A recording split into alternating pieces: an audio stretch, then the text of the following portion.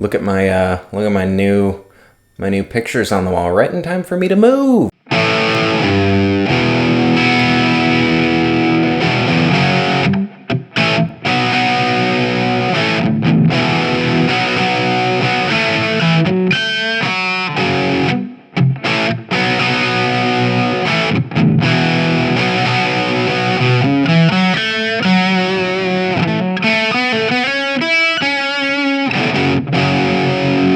Hello everybody, my name is Austin Randolph. Per usual, if you like this review, if you like the sound of my very soothing voice, if you, just want to keep up, it would help me a lot if you subscribe to the channel. And per usual, the My Sweetwater link for this amplifier is going to be down below in the video description. Feel free to, if you've been shopping around, use that, and I get, a little something something. But I have had this amplifier for a few weeks. Bought it with my own money. This is no kind of, Peavey's trying to get some traction thing. But let's talk about the Peavey Classic 20 Mini Head. All right, coming down to the front of the amp, you have your channel select button, your volume for the clean channel, pre and post gain for the channel 2. Pre kind of being gain if you think about it, post being volume, kind of if you want to think about like that, gain versus power gain. Unfocused is what we have, bass, middle, treble, reverb, your standby, your power. Then you have a nice little 2 lights to indicate the health of your tubes, which is a nice touch. And you have kind of a lot going on the back. You get your resistance, you get an attenuator. You can choose between 1, 5, and full 20. You have an XLR output, you have your effects loop, you have your foot switch, and then you have a USB output, which is nice. As the name suggests, it is a little head. Playing it through my Marshall 4x12, for the sounds you're going to hear, it's mic'd up with a Shure SM57. But 20 watts when it's on full power. There's an attenuator on the back where you can toggle between 20, 5, and 1. For the purpose of this today, it's going to be in 5. It's been in 5 since I put it in this room. Man, oh man, this thing is, I made a TikTok about this as soon as I got it because, at least in my circles, Peavey's not an amplifier brand that people really talk about. I get it's a big name in metal for, I think, the 5150 and the 65 something. That alone, what I just said, should give you an idea of how not a hardcore metal guy I am. But Peavey's not really a name I've seen a ton since like the early 2000s when everybody had like a little Peavey solid state like starter amp, or when modeling amps were newer. I've never owned one, but here we are. And boy, why don't people have more of these? But different strokes for different folks. I'm getting ahead of myself. Let's do sounds. So I am playing Gibson SG. I'm also playing my Strat. It's a Player Series Strat with noiseless vintage pickups in it. Vintage noiseless, sorry. I tried to give you some sounds in like all the pickup configurations with humbuckers. I wanted you to hear humbucker versus single coil on the Strat. We go through channel 1, channel 2. Hopefully you can get like a wide array of sounds from it, is my point. So let's listen to that, and then we'll come back and we'll kind of talk about what I think about how it sounds and who it's for.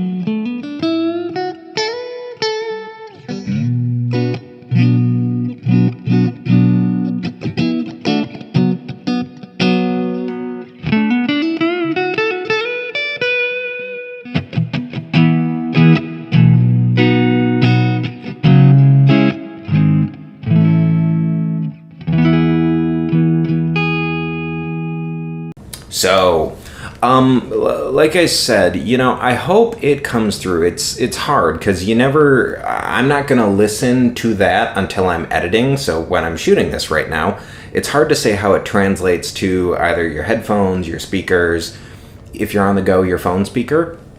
But I am so blown away by this little amp that's, I think it's $850, brand new. So that's not cheap, which honestly I think is a good thing. It puts it out of the price point where its competitors are your like super, super budget amplifiers. And it puts it into more your mid-tier, I would say, for like a full bore tube amp that you can plop on a 4x12 and play with a band in like a small club, venue. You can do a lot with 20 watts with this amplifier. So I think channel 1, the clean channel, to me, it is so full. It's got a fat bottom end on it. And, it's funny. Maybe that's why the whole tweed amp thing is like uniquely American. And that's where a lot of your American versus British amps get distinguished, is the bottom end. If you think like your Vox, your Marshall, the bottom end tends to be a little sharper and not so full and round. So this has a full round bottom end. Mids are punchy, but they're still mellowed. And then I think that it sounds to me like the trebles are less sharp, less glassy. They're still there, but they're a little more rounded out. I guess where I'm getting with this is, for me, channel 1, it's a really full, really well-rounded sound that is super, super pleasing to my ears.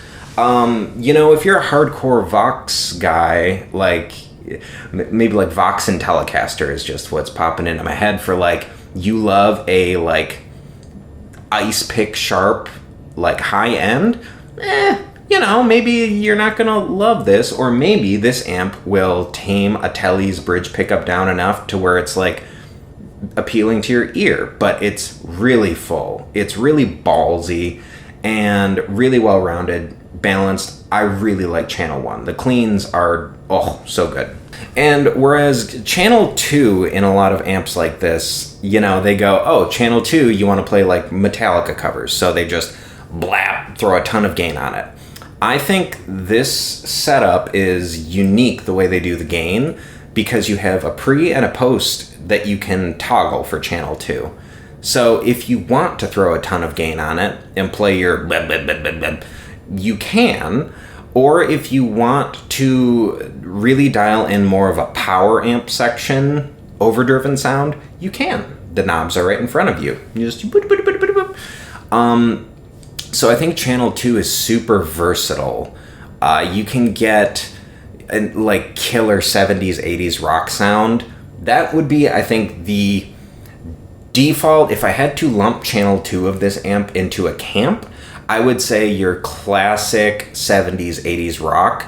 And then, look, man, I have an EVH 5150 on the floor for when I want to, like, the overdrive pedal, for when I want to, like, get hardcore, and, like, if I'm on live and, like, somebody asked me to do metal stuff, that's what that's for. If I need to stack more gain on top of a great 70s, 80s rock sound, I have overdrive pedals where I can boost the mids a little bit, I can whatever, but this is a great building platform. And for a lot of people, it's all they're going to need is just what you heard, where I think I played like the I Believe in a Thing Called Love riff. Like, it's just a great rock overdriven sound.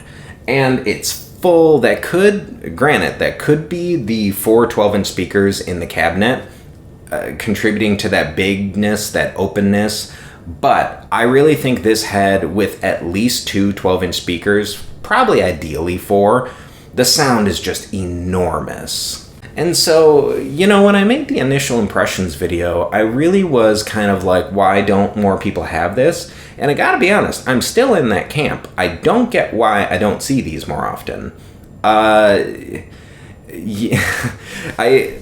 People on my side of the internet that are into guitar stuff, everybody plays Fender amps. Some people play Marshalls. You see an orange every once in a while. If you're like way into John Mayer and you have money, you see 2 Rocks, but you never see Peavey Classic Series amps. And I heard from some people in the comment sections of like, oh yeah, man, I've been playing bar shows for 30 years. I always have a classic 50, 30, 20, whatever. And so I really think that this feels to me and seems to me kind of like the unspoken working class hero of your do most things amplifier. And I have to agree with that. I mean, unless you're a hardcore metal guy or like an absolute John Mayer elitist, this does most things, man. You can get most sounds out of this, and they are like, they sound like they came from the studio that genre originated in. It's mind-bogglingly versatile, and the cleans are full and crisp when they need to, and very present. The ability to toggle in any kind of overdriven sound you want to a point is there. Reverb's okay, like I said, but man, oh my god, man, I love this little amplifier. And it's a running joke at this point on YouTube, like how ridiculous can you make your thumbnail for people to get views? I think I'm going to put just absurdly good or something, because it's so absurdly good. If I'm taking this and putting it up against another amplifier that is similar value, I have my Fender ToneMaster Deluxe Reverb. Not the same thing. The Fender is supposed to sound like a clean Fender, and it does. But, oh my god, man, if my house was burning down, this does everything well. And it's portable, and it's on the affordable end of like an all-tube amplifier. It's absurdly good. So I would love to hear from you guys. Do you have a Peavey Classic Series? Are you in my camp where you're like, more people need to talk about this instead of just Blues Junior? Because this, I just don't get why more people don't have them. So if you have one, if you love it, let me know. If you've had them in the past, you're disgusted by them, you hate them, let me know in the comments. Like, subscribe, do all the things, but I am so happy with this purchase. I'm so happy with this amp, just as a platform for everything, that I think it's going to stick around for a while. So you guys are probably going to be seeing it in the background for a while, which I think is a good thing. All right, everybody. Well, I am in the process of moving houses pretty soon here over the next 2 weeks. So next time you see me, I might have an entirely new background behind me. But if I don't put a video out before Christmas, I hope everybody has a Merry Christmas. I hope you all get to spend time with your family, and that's the shit that matters. This is all fun, but that's what matters in life. So I hope everybody has a Merry Christmas, and I hope you all take care.